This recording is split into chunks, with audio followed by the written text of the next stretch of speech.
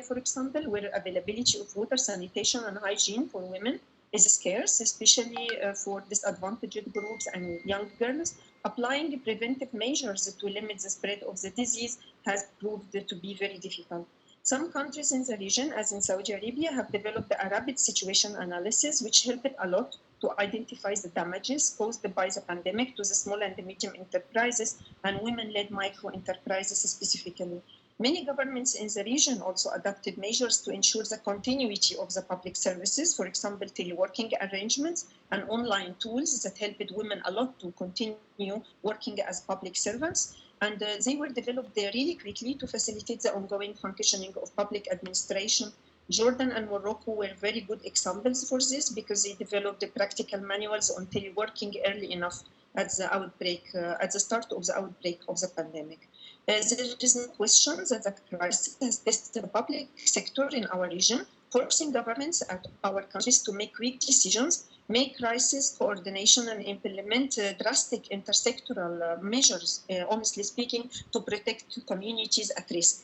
Many administrations, as in Egypt, for example, and Morocco, have demonstrated a strong capacity to mobilize prevention measures while preparing for stimulus packages to support households and firms. This crisis actually emphasizes the importance of underlying structural issues such as transparency and fight against corruption, which we, as women-led civil society organizations, have been calling for since long. Governments also in our region have made considerable efforts in their policy responses to address income and social protection gaps by reaching out to the most vulnerable households and households where women are breadwinners. Several countries have either topped up or expanded the coverage of their social assistance programs. For example, in Tunis, the Tunisian Ministry of Social Affairs collated its different programs of previous poverty programs and assistance and further made a call for people to come forward, especially women, to register for financial assistance.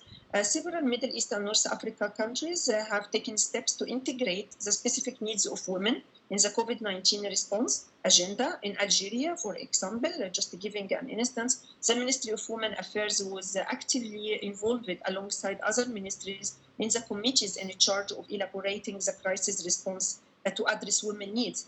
In Egypt, we have the National Council for Women, which monitors from a gender perspective all policy measures that have been undertaken by the government and has recently released the third edition of its women policy tracker, which I can share with you later on if any attendant requests, on responsive policies and programs amid the COVID-19 pandemic and other upcoming potential pandemics. However, women in Middle East and North Africa are still lacking leadership roles in crisis response and disaster risk reduction areas, for example.